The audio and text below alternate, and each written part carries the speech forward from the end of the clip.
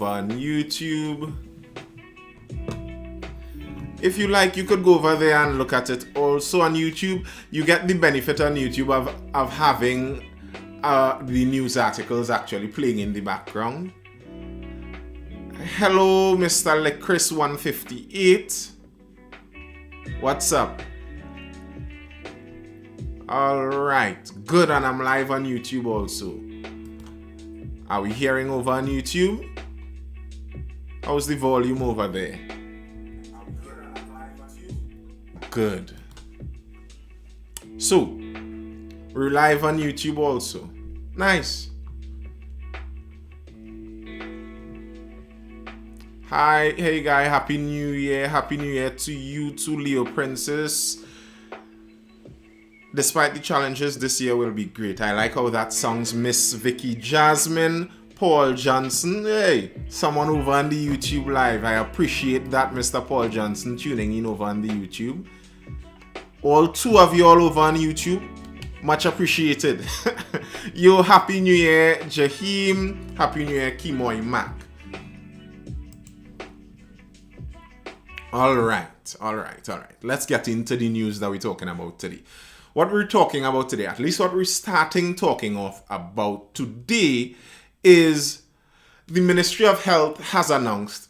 Again, I know, unfortunately, not many people like to see it over and over and over again, but so it happens to be currently.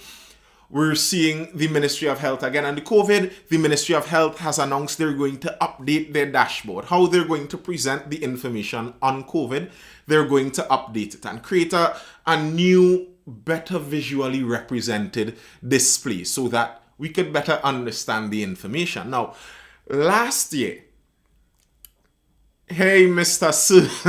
Suhul, you see now I have to pause when I'm reading your name, because if I just jump in to read your name in a quick there, somebody might look to lock me off on something. Yo, J. Chris, I know you were refreshing since 9 o'clock and I wasn't there. My apologies. Good night. Good night, Suhul. Right. The new COVID reporting dashboard is set there now. Since last year, we were speaking about some new information that we think may make more sense to be displayed on this COVID display, on the health display, on this daily display. There are some different types of information that I think would actually be very useful in aiding some people to, get over some of the problems they have. They may help to answer the questions and show...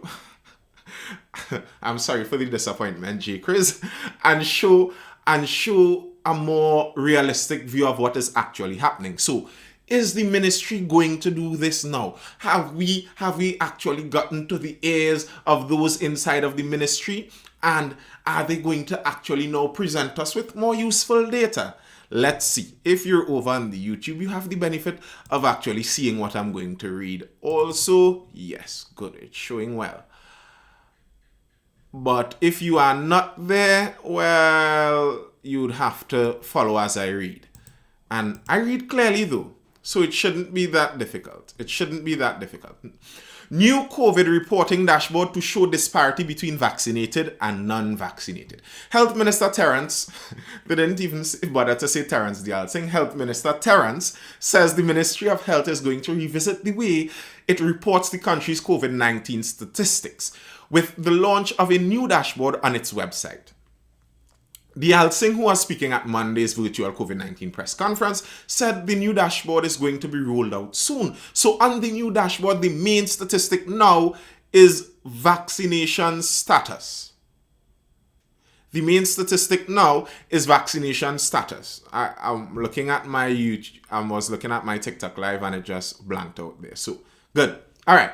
So the main thing they are going to be showing now is the vaccination status of all the people in this health update. So on the new dashboard, the main statistic is going to be vaccination status. We are going to be popping on the top right-hand corner in purple, what is our fully vaccinated population?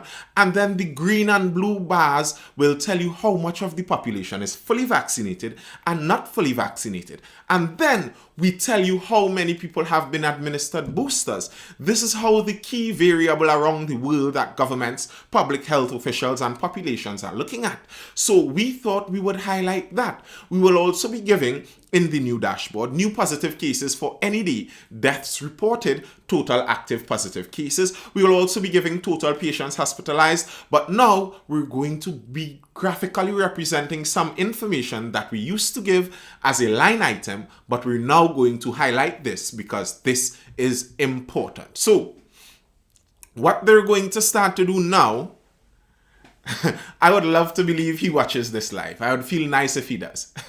What they're actually going to start to do now isn't the information that we wanted. No, they're not going to break down how the deaths are. Remember, our chief medical officer has already said that the way we count our deaths, we amalgamate both those who die from COVID and those who die with COVID. We put all of them together, and that's how we calculate them. This is known. I am not saying a conspiracy theory here. I am not saying something I'm pondering about. The CMO said this. This was in the news already. So this is known. So they're not going to separate those numbers. No, they're not going to do that. Hi, Chloe Nova TT. They're not going to separate those numbers. They aren't going to get more specific into who are the vaccinated and unvaccinated, because there are some people who right now do have a problem. They're saying that within that unvaccinated figure, we have partially vaccinated people. So they would like to see those partially vaccinated people distributed into a way that you could see how partially they are vaccinated. But no, they aren't going to present that information. What they are going to present now is information on the vaccination status of everyone, because that's, again, in keeping with nearly every place in the world general modus operandi when it comes to this vaccine. The method everyone seems to be going with in dealing with this pandemic is we're trying our best to get people into being worried enough to get vaccination. You haven't missed much, JW5. We haven't started that long. So what they're doing now, if you're on the YouTube live, Hi, Mr. Learn Chinese and Spanish over on the YouTube Live. If you're on the YouTube Live, you could actually see I pulled up the new dashboard. Don't worry if you're not on the YouTube Live, you're over on TikTok. All of this is saved on YouTube. You could go over on my YouTube profile, Nathan Springer on YouTube, subscribe. And all the lives, at least the initial bit where we discuss the news, is there on YouTube to go back and view over if you'd like to see. All right, so their graphic now is going to display in a graphical form the difference between the vaccination statuses. So they're showing how much of our population is vaccinated, is fully vaccinated, and they're showing how much isn't. And the thing is, generally speaking, when something is in a more graphic form, when it's in a graph, you're able to better tell proportions. So you're able to see half, and you're able to see that this one is a little more than half and this one is a little less than half. So that's what they're aiming to do with this presentation now. And then on top of this, they're going to show that same presentation in terms of hospitalization rates. So they're showing all the patients in the hospital, and then they're showing them divided into a pie chart, and you're seeing it there over on the YouTube Live. They're showing it divided into a pie chart, showing how many of them are vaccinated versus how many of them are unvaccinated. And that's the aim they're looking for there. So now you could see very clearly, as if people didn't know yet, that the most people in the hospitals are unvaccinated. And also, the next one they're adding to this, another graphic chart to, really get you to understand this. You could draw that without knowing the numbers. And another one of the graph charts to really get you to know this are the deaths. They have now started to publish the total deaths to date and the number of people that have died by vaccination status. Now, this was a bit of the information that wasn't really clear and wasn't really obvious until now. And I'm really grateful that they're starting to publish this more clearly. And even in this now, they have them separated. So you have the number of vaccinated people who have died from the virus. Now, I am very curious to know if vaccinated people, they're checking die from and die with likewise. Like, if I'm vaccinated and I, let me don't use me because let's not risk it out there. If person X is vaccinated and they die by drowning, let's see, and then they do a swab when they go into the hospital, and they found out that this person, while they drowned, was tested positive for COVID. I wonder if they would still list that as a COVID death, although that person would have been vaccinated too. That's curious to know. But also in the graph, as I was saying, they're listing the vaccinated deaths and the unvaccinated deaths.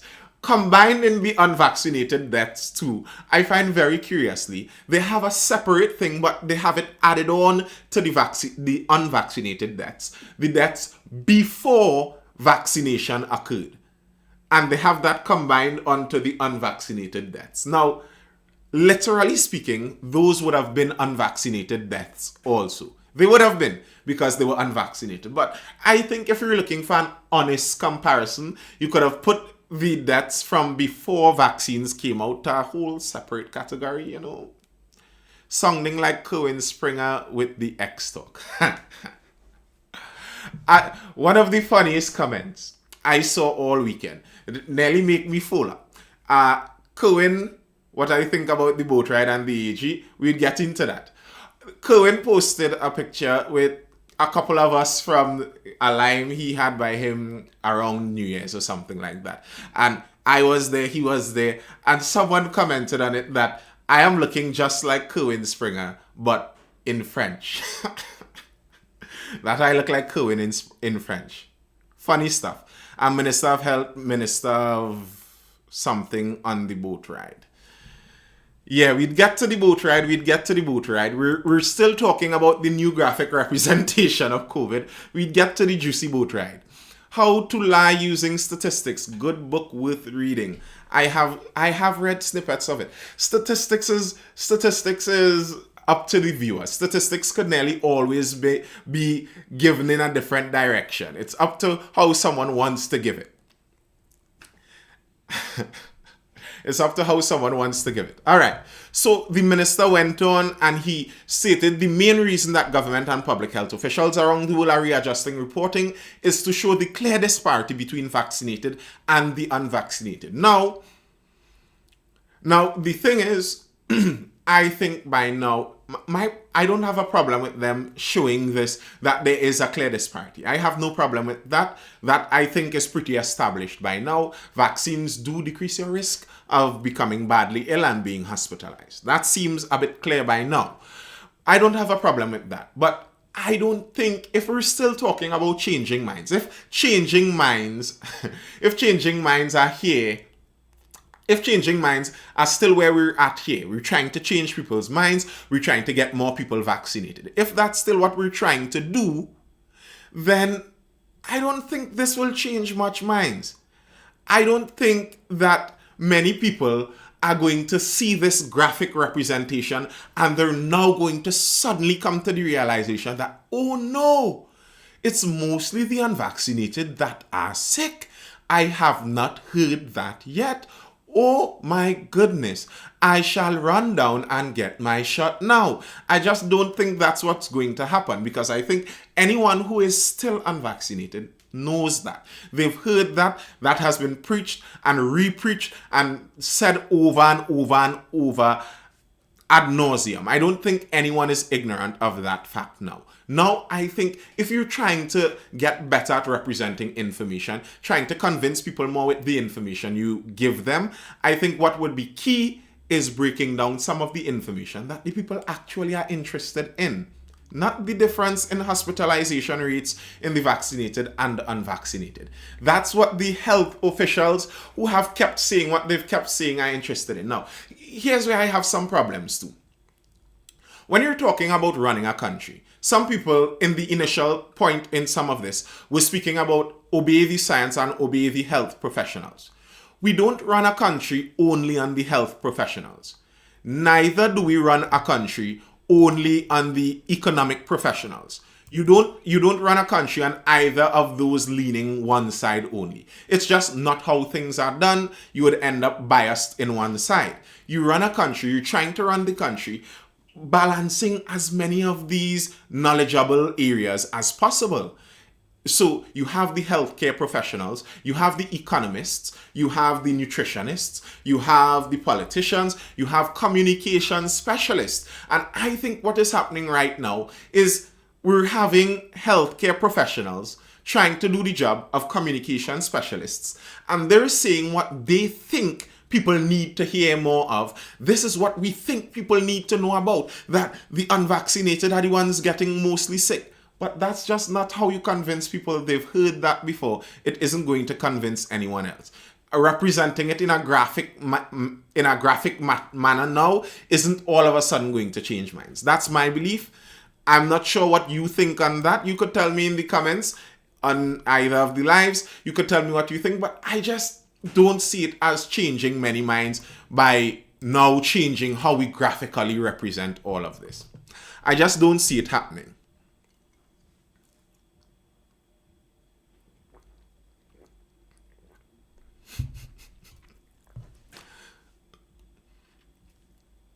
What does the population need to hear to change mindset? Okay, I've said numerous things on this. I think, first of all, you need to actually listen to the population. Has anyone asked to hear information or see more information on the separation in vaccination status of the hospitalized? I don't think I've seen that. You've seen multiple people asking for what they want to see more of. People want to see the deaths separated by Happy New Year, Mr. Chinese Douglas. Again, I have no cement money. People want to see the deaths separated by died from versus died of. That's something some people want to see. A more honest view of the deaths. People want to see, when you say the hospitalization rate is higher in the unvaccinated, people want to know, in this unvaccinated, how many of them are partially vaccinated and how many of them are fully unvaccinated. Give an honest view of that. You could probably give a more honest view of the comorbidity breakdowns. So people could get an honest view of where the actual risk and danger is. Because I can tell you, as I'm grateful people in the comments have answered it for me, I don't have a problem with the vaccines in and of themselves.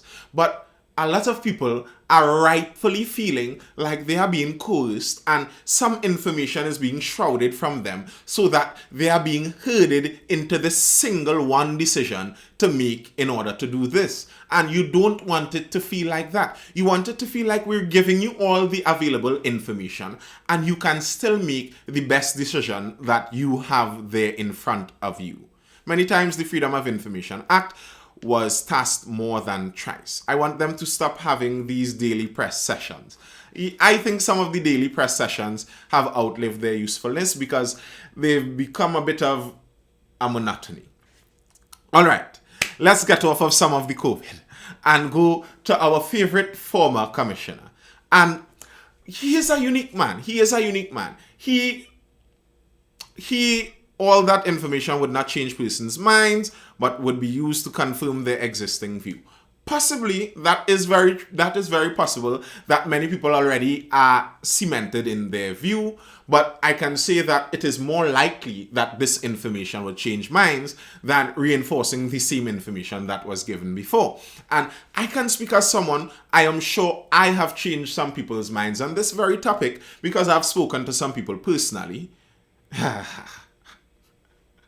Because I've spoken to some people personally, I can tell you that some people are hesitant, they are naturally distrustful, and the more information that is given out tends to decrease the distrust some people have. So obviously it would not change everyone's minds, but I think there's much more likelihood that it would change some people's minds than this one that I think would change no one's minds. The COVID hospital is very overwhelmed. I got an auntie working in the COVID ward. There are no beds. It is far worse than you think. I've heard some terrible things about it like that. All right. Yes. We're talking now. We've moved on from COVID and we're talking now about our former commissioner. as hi, good night, Mr. C Sky Nature or Miss C Sky Nature or person C Sky Nature. I'm not sure who it is. I appreciate the gift. And C Sky Nature is streaming both on YouTube and over on TikTok. I appreciate that. This year we're getting some cement money. I hope so. I hope you all drop some cement money in the chats this year. All right. The former commissioner, Mr. Griffith, he is a unique person because of his character, his personality. It is very easy to dislike the man. It is very easy for many people to see the wrongdoings of him. But then sometimes, I think he's actually right. I think he's probably more right in many more times than many people give him credit for. And because he so often fights battles that he really didn't need to fight, even when he's right, many people ignore it totally. Now, he's been harping on and on and on about the circumstances surrounding how he left the job of being commissioner. And that some things were really suspicious about that, and some things didn't line up. And really and truly, when you look at it, if you read the articles, you see the information that was coming out around this entire thing. It really has some suspicious things. And then when you think about the fact that all of this is happening at the head, at the top of our police service, that's some scary stuff. That if the case is that inside of our police service, there's a group of people, a cabal, if you would have it, that are moving and working around to create and change the leadership to someone they choose and they favor. That is scary. That is not how it's meant to work. It's supposed to be independent. And if the independence is brought into question, it brings into question the entire working of our police service. I wonder if you're working on something on the down low. Well, part of what he's working on, what he was working on, is an investigation that he handed over to the police service. He handed a bit of an investigation over, and he is quite perturbed that the police seem to be ignoring the investigation that he handed over. All right, so we're going to get into that article. Yes, plot to remove Griffith. Gary wants probe by TTPS legal department. Former police commissioner Gary Griffith is adamant that the legal department of the Trinidad and Tobago Police Service and not special branch should be the ones looking into his request for a probe into an alleged conspiracy into his removal from office. He asserted yesterday that even without applying modern-day policing techniques, the reports he sent to Acting Commissioner of Police McDonald Jacob, detailing the possible criminal actions of former Police Service Commission Chairman Bliss Sipasad and the interference of government officials in his removal, were exceptionally easy to deal with, given that as a former Commissioner of Police, he did his due diligence and supplied Jacob the cases on a platter. So in my professional opinion, this is Gary Griffith speaking. So in my professional opinion, there is no need to defer to special branch, as these reports should have been passed on to the TTPS legal department to determine if crimes took place or not, which I am certain they would have concluded in the affirmative since crimes did take place, Griffith said in a statement. So what Griffith is saying is he did some of his own homework. He did some of his own studies and went out there and did some investigation and gathered some information.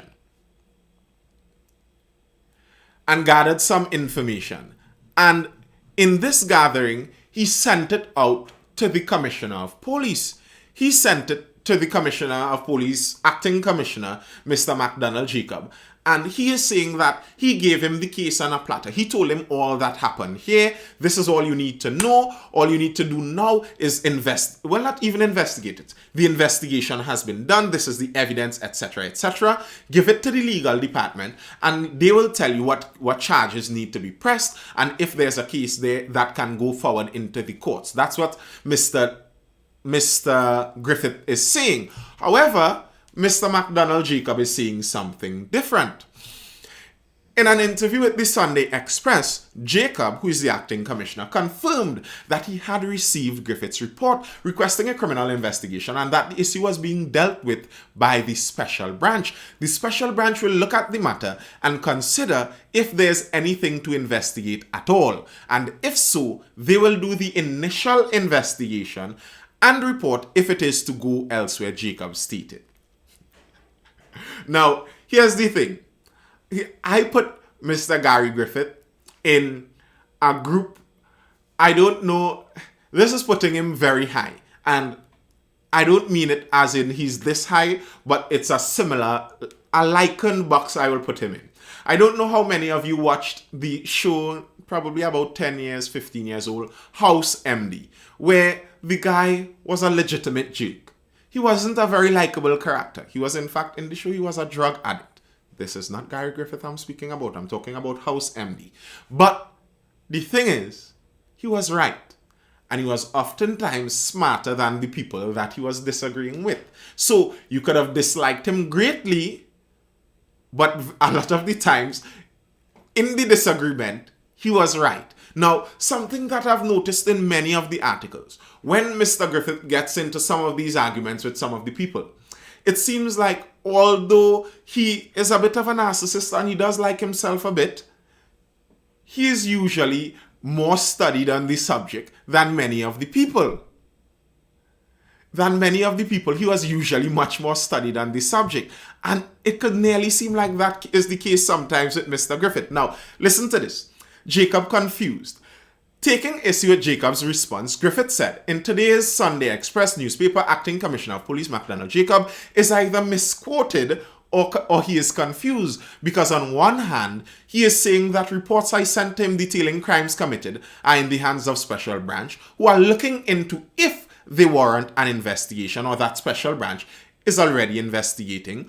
What, however, is not confusing is that Jacob chose to treat with the highest priority an investigation into firearms users' licenses without a complainant, without an accused party, and without a shred of evidence of a crime, but hasn't done the same with my reports when he has a complainant, me, Gary Griffith, has an accused, Bliss C. Prasad, and possibly others, myself, and tons of evidence, including statements by high-ranking public officials and other items that are already in the public domain, he added. Okay, what he's speaking about here is that the former commissioner isn't getting into the investigation into what Mr. Griffith is alleging here. The former commissioner doesn't want to investigate that. However, the acting commissioner. However, this same acting commissioner launched an investigation into Mr. Griffith on short notice over a firearms user's license. And he found that Mr. Griffith was giving out too many firearm users' licenses. And he launched an investigation. And this is what Mr. Griffith was talking about here. There was no official complainant for that matter. There was no real evidence for that matter.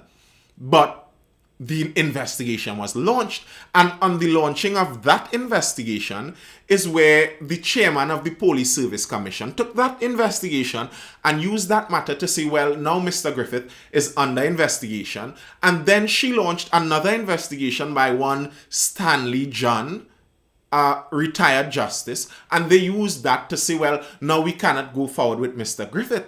So those investigations launched on no evidence and no complainants were what were used to get rid of Mr. Griffith, ostensibly. At least that's what was said to be used. But now, when Mr. Griffith gives them his own complaints, and he says he has evidence in it, he says he is an official complainant, he is calling names. And now I have to give Mr. Griffith his props. He isn't hiding about what he's doing. Many people, when they do some of these kinds of things, they get all coy and shy, and they don't get very literal with what they are getting at. He is getting very literal.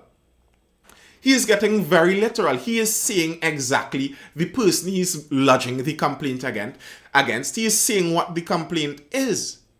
And he is saying, now, the acting commissioner says, well, we have given it to the special branch to see if there's anything worth an investigation. And if there's anything worth an investigation, then they will investigate it. And if then when they investigate it, there is something that comes out of the investigation, then they will carry it to the legal department. And then something might come out of it as a court matter.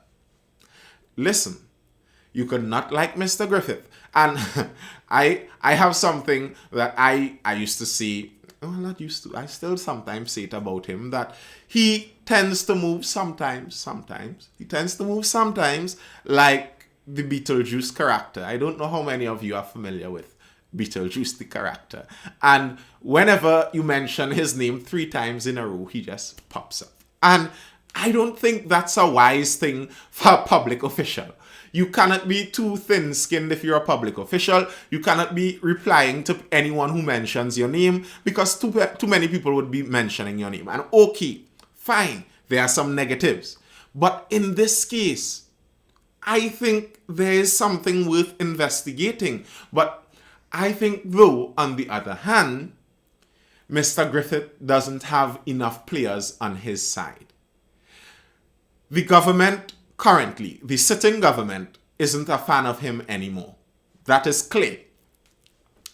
The president isn't a fan of him. That seems clear to me.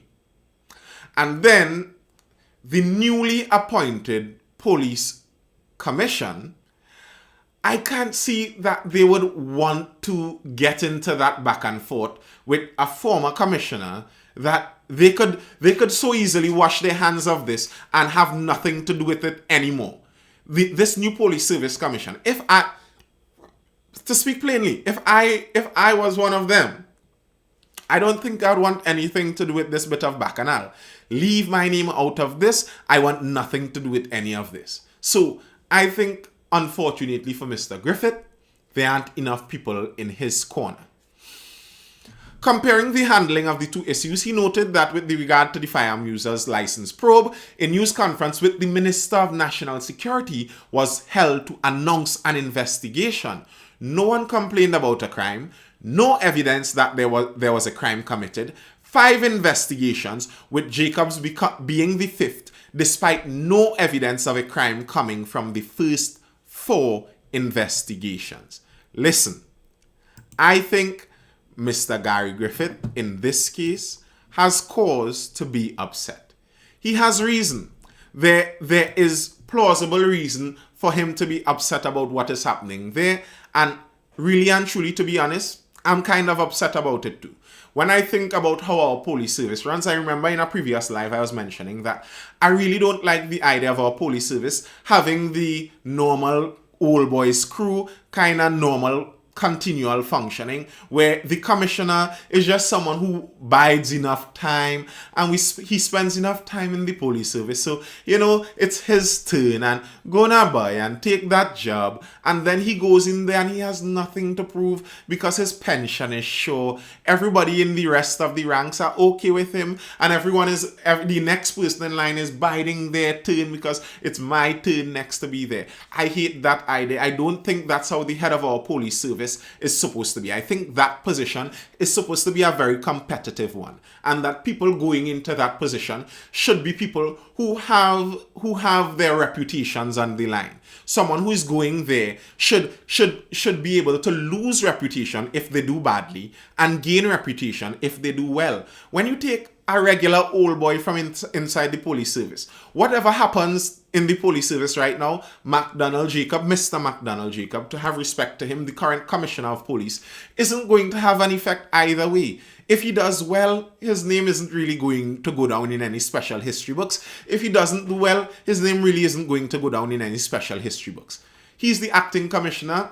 Look, someone in the chat says it well. Who is that? You think the ones liable for corruption will ever face justice? Some of them might. The thing is, how justice the difficult thing with justice in systems like we have right now is that people at the higher ends of the justice system, people who make the laws, people who enforce the laws, it's difficult to get them to enforce laws against themselves. So what you hope for, generally speaking, what you hope for at the top of your society is individual independent sections like the judiciary and the parliament and then the police service, etc. Those independent sectors inside your government that are supposed to be nearly working with a kind of adversarial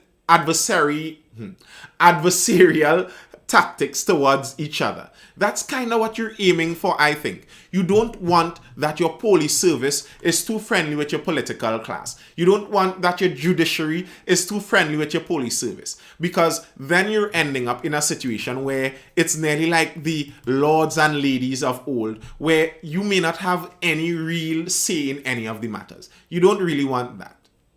And yes, constitutional reform is grand. Constitutional reform might do something like that. But how do we get constitutional reform from the same people again? We end up with the same problem. It's the same people who are benefiting from the current system. How do we get the people benefiting from the current system to decide that, you know what we're going to do? We're going to change the system so we don't benefit as much. That's a really difficult thing to do. It's a difficult thing to do. Now, what you can hope for is things in the small areas, like, as I was saying, to go back to the police service. If in the police service we are able to get a commissioner who benefits from the police service doing well. So, for example, the old commissioner, Double G himself, as negative as some of the things you may think about him might be, he had benefit from the police service doing better.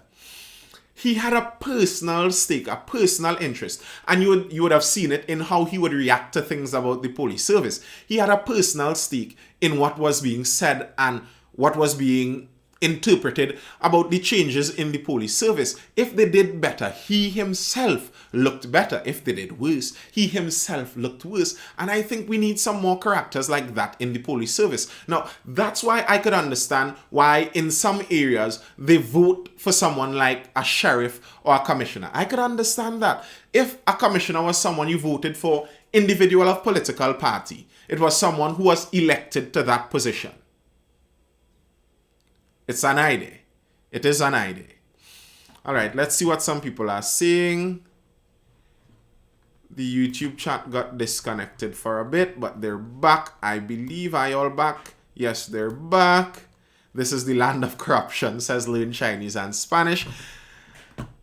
You think, all right, I think we need to lower our expectation of all these power-hungry people. I agree. I have no real expectations of them. My expectations are of the people. As I keep saying, someone asked the famous question in the chat again. As I keep saying repeatedly, I think where the battle isn't in getting politicians to change being politicians. They are who they are. I think the real battle is in the culture. Getting the people to understand specific areas and specific things that they can do that can allow them to get changes within their own lives. The culture is where it's at. And if you can change the culture enough, the political class would change also. The political class comes out of our culture.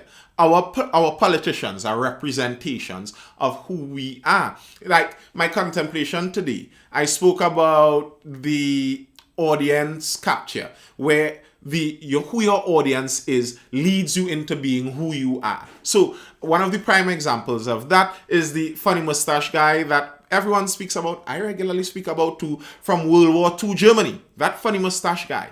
He didn't come up with those ideas by himself. Part of the history of that was back in after World War I. Germany was embarrassed. He fought in World War I. He was very hurt by it. And Germany on a whole was hurt by the embarrassment of this. And then this little psychopath went there pining over this and spreading his bitterness. No, I'm not German. And spreading his bitterness. No, not Napoleon. Napoleon was French. I'm speaking of a German guy who tried to wipe out quite a lot of people, right?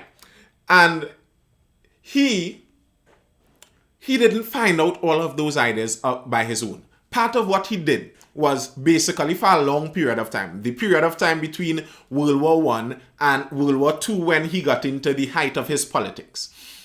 So what he did was he walked around Germany, or went around Germany, and let's say like the Woodford Squares in Germany, he would sit there and speak to the German people. and speak to the German people. And it's not that his hate is what changed the German people. No, he would speak to them and he would recognize and he would recognize what they were giving off, the as it were shadow of the people. So he would recognize the bitterness that the people reacted to, some of the bitter things that they held inside of them. And he would speak to that.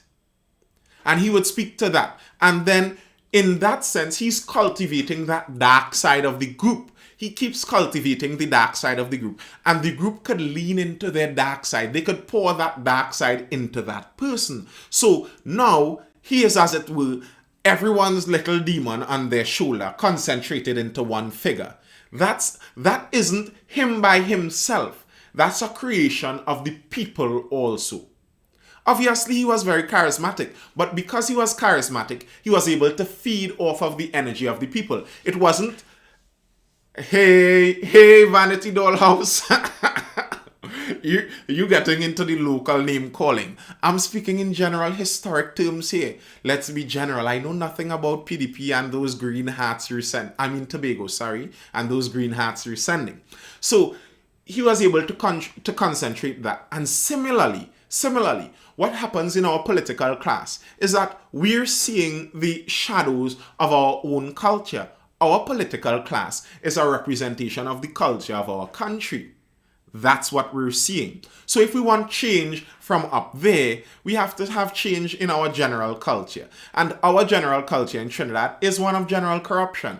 How many people pay for the one I regularly happen? Because I know for a fact that regularly many people, even in this chat too, would have paid for their licenses.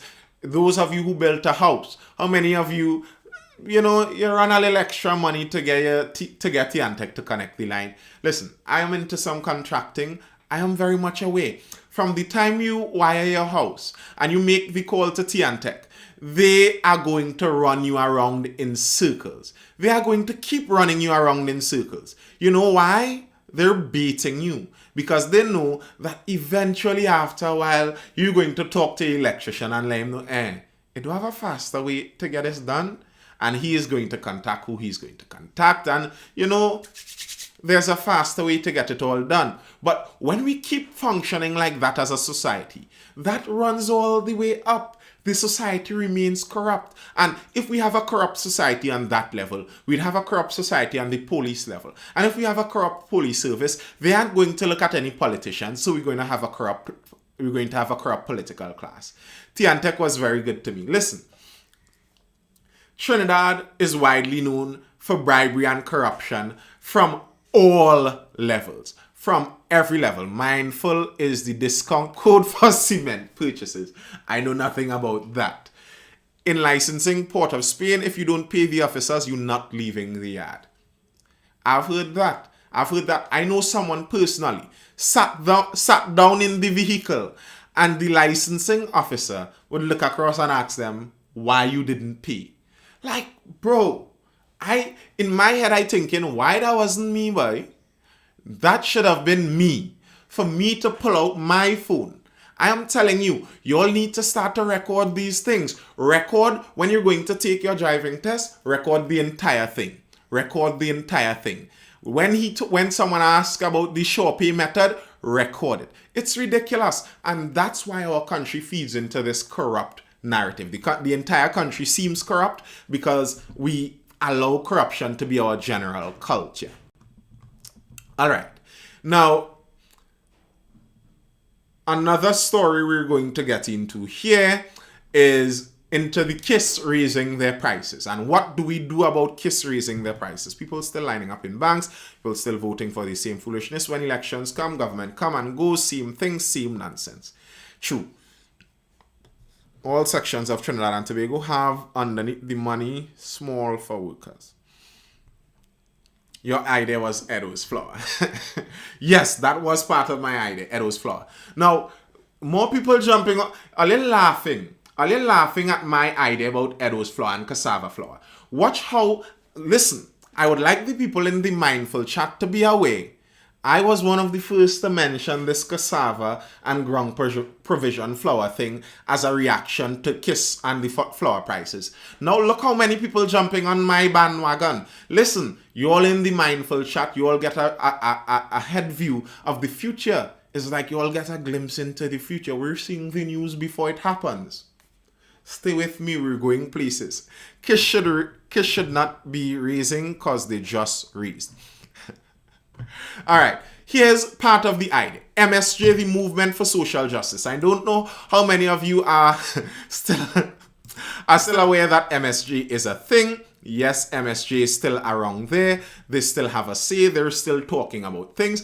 MSJ was the political party that was formed out of several unions. Now, part of the problem, MSJ lost some points because when MSJ joined their forces with the People's Partnership way back in 2010, and the People's Partnership started doing what the People's Partnership started doing, some people found that the MSJ was supposed to cut ties early, and they took a little while. They did cut ties, so I do give them some integrity points for the fact that they were in governance. They had the opportunity to be in governance and get the nice benefits of that. And when they saw things not going according to plan, they decided that we're going to leave this. So, okay, I give them some points for that. Okay, what was being said in the chat there? Get the prisoners to plant the land.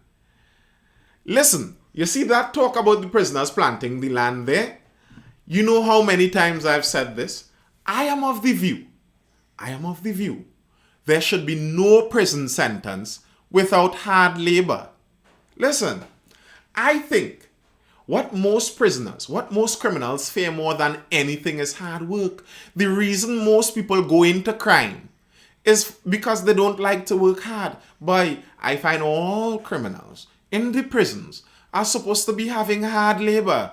You're supposed to be bringing nice big Edos and dashing and thing, even in dry season.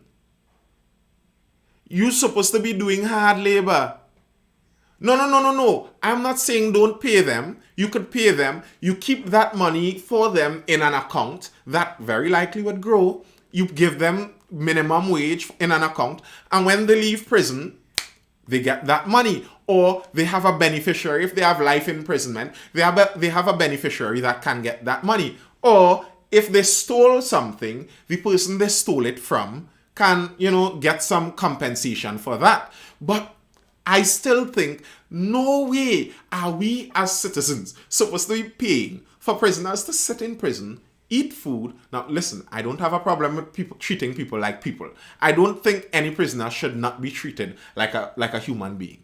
That's not what I'm saying. But it's not a good idea. It's just not a wise system that the general citizen pays taxes so that someone who commits a crime can go sit in prison, get 3 square meals and exercise and come out of prison strong and healthy, having done no work, just exercise and eat food. That does not make sense to me. That makes no sense. I always found this.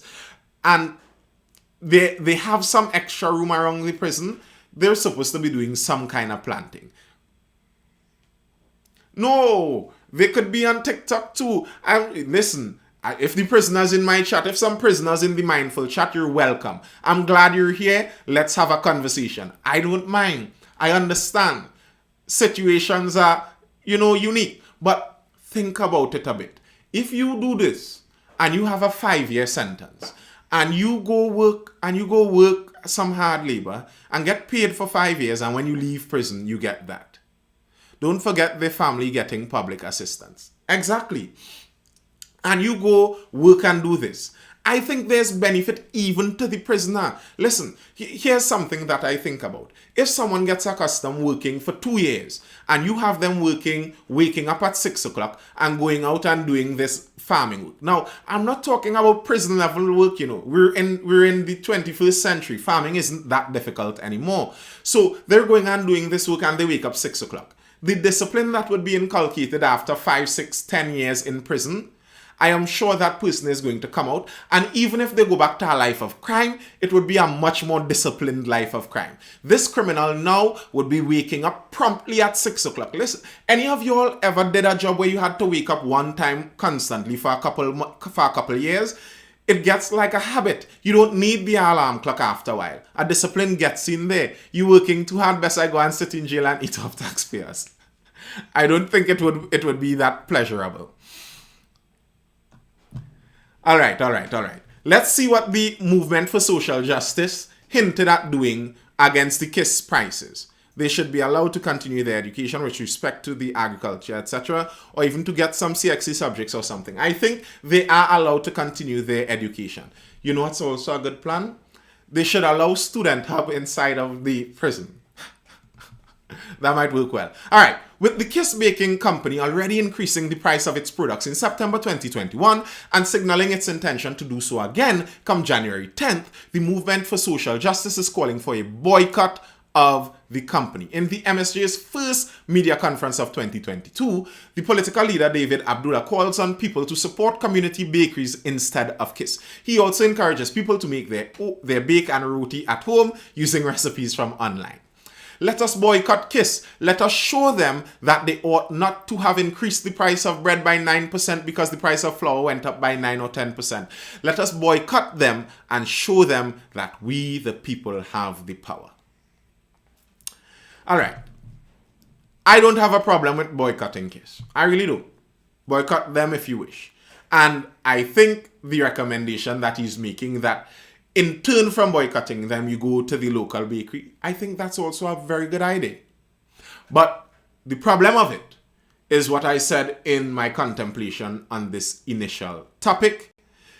I don't think it would actually change much. Because the problem here isn't that KISS is just greedy and wants to make more money. I don't think that's just the problem here.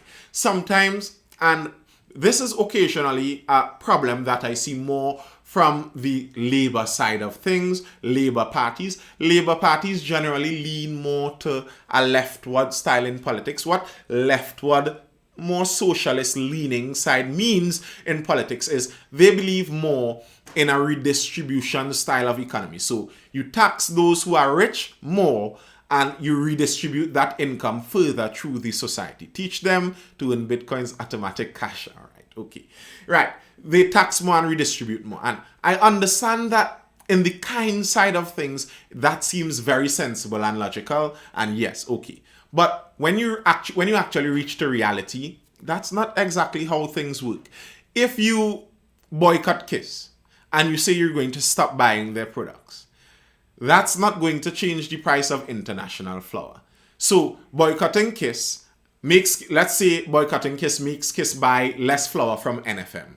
And if KISS buys less flour from NFM, I don't think that is going to make NFM drop their prices. And now, if NFM now doesn't have a demand because everyone that buys flour from NFM says, we're not going to buy flour because you have raised your prices. And NFM says, okay, well, we're stuck with this flour. We can't import any more wheat because we're stuck with this flour. Do you think that's going to change the price of international wheat on the international market? Because the yields went down to a record low in 2020 and the price of shipping is on a record high. Do you think that's going to have any effect on any wheat prices around the world? I don't think it is. I don't think it is going to have an effect. Abdullah went on, we have to take action to bring about change. So this is one simple action that we are proposing today. It is not going to change the whole system, but it can demonstrate in a concrete way that people have real power.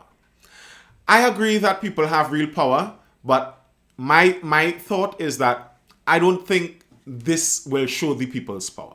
If you want to show the people's power, I think what may actually show more of that people's power is going and utilizing these smaller bakeries.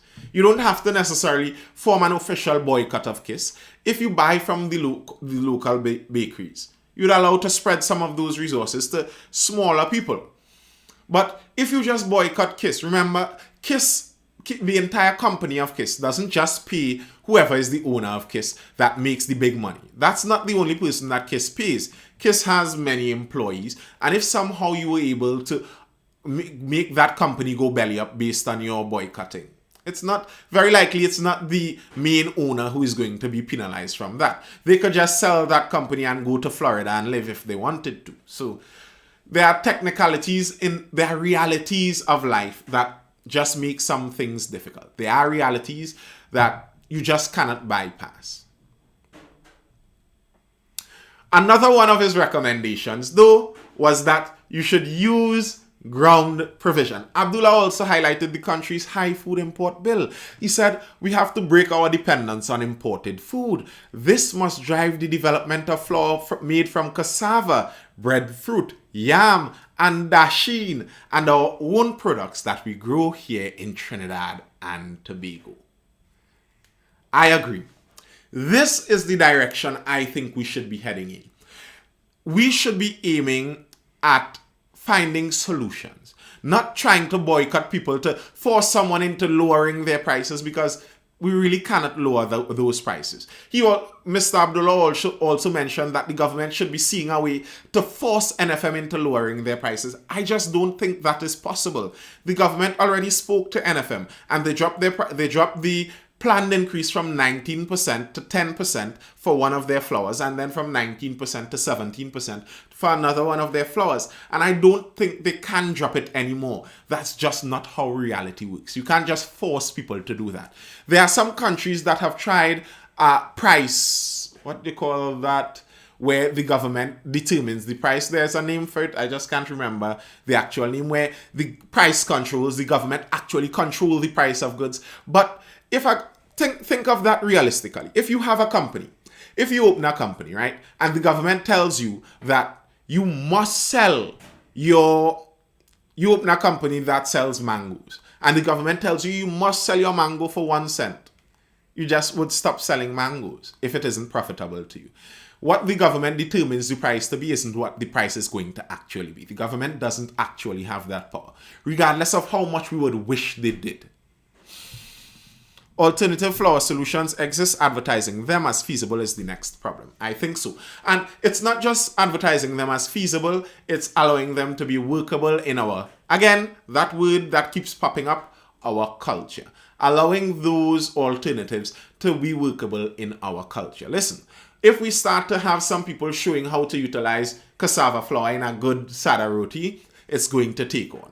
It's about culture. It's about switching on culture in those things. Listen, Mr. CFX Bitcoin, you go in and get the X out in it because you're overdoing it.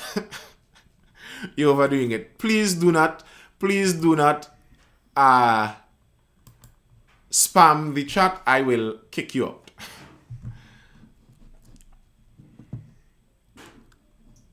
All right. And I have one last final story. The final story I have for today before we close. We're talking about schools reopening. How many? Only if there were months. Yes, G. Chris, I have to set that up. I'll be setting that up hopefully by next time. I don't know how many of you in the chat are in school still. Schools are set to reopen this term, this semester for those in tertiary education. And there are some problems that are being foreseen for multiple reasons. The schools reopening is a problematic thing. It's just a problematic thing because of what we see happening with this virus. I have a baking business. I use local flours like dasheen cakes. I should try bread. Empress Roni, you keeping this from us all this time? Well, I didn't know this. Well, we have to get in some communication. Let's see how we could get this going bigger. Dasheen cakes I see there. Well, let's see how that goes. And I think it's just a matter of popularizing it, allowing people to see that it's actually feasible to have an alternative. I'm very serious though, Empress Roni. Maybe the local dasheen cakes could have a sponsorship position on the Mindful Lives. We'll see how that goes. Better dasheen cakes than Edo's flour.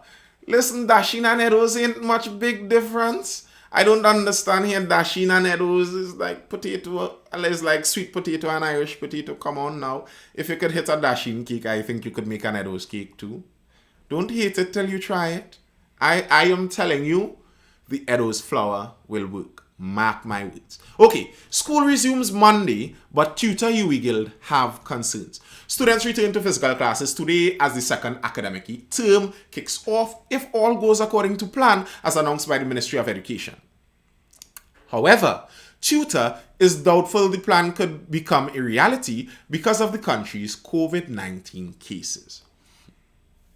Tutor's problem is that last year, as a teacher, it has been problematic. I teach Tech Voc and need my students out, but the challenges.